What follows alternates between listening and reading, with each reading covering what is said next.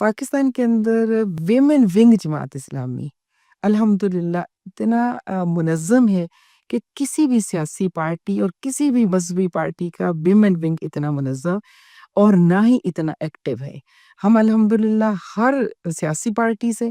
اور ہر مذہبی پارٹی سے زیادہ تعداد میں بھی موجود ہیں اور ہماری کارکردگی بھی موجود ہے۔ اچھا، تھوڑا سا میں اضافہ اور کرنا چاہوں گی سیاسی حوالے سے کہ بے شک یہ بات حقیقت ہے کہ ہمیں کبھی بھی ابھی تک حکومت نہیں ملی، لیکن اگر پاکستان کی تاریخ میں دیکھیں تو قرارداد مقاصد کی منظور کروانے میں مولانا مودودی رحمۃ اللہ علیہ کا کردار، پھر قرارداد مقاصد کو آئین کا حصہ بنوانے میں مولانا مودودی رحمۃ اللہ علیہ کا کردار بہت واضح رہا، اور یہ بات بالکل کھل کے سامنے ہے۔ اچھا، آئین پاکستان جو اس وقت نافذ ہے اس کا مقدمہ تحریر کیا پروفیسر عبدالغفور صاحب نے۔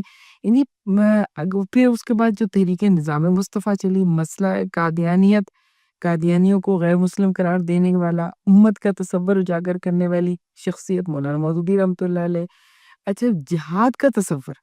اسی جہاد کے تصور نے ہی تو کشمیر کے اندر تحریک آزادی کو اٹھایا ہے، کیونکہ اس سے پہلے اگر ہم دیکھیں کہ 1 صدی تو ہم نے غلامی میں گزاری ہے تاج برطانیہ کے، اور غلامی کا دور بہرحال وہ ہوتا ہے جو پوری نفسیات کو بدل کے رکھ دیتا ہے۔ اس وقت تو یہ بات بہت کھل کے کہی جاتی تھی کہ جہاد صرف دفاعی ہے، تو مولانا مودودی رحمۃ اللہ علیہ نے الجہاد فی الاسلام لکھ کے بتایا کہ جہاد صرف دفاعی نہیں ہے، اقدامی بھی ہے، کہ اور انسان آزاد پیدا کیا گیا، آزادی اس کا حق ہے۔ بہرحال اس پوری تحریک آزادی کے جو کشمیر کی تحریک آزادی ہے اس کے پیچھے مولانا مودودی رحمۃ اللہ علیہ کا یہ نقطہ نظر اور ان کا یہ تصور دین،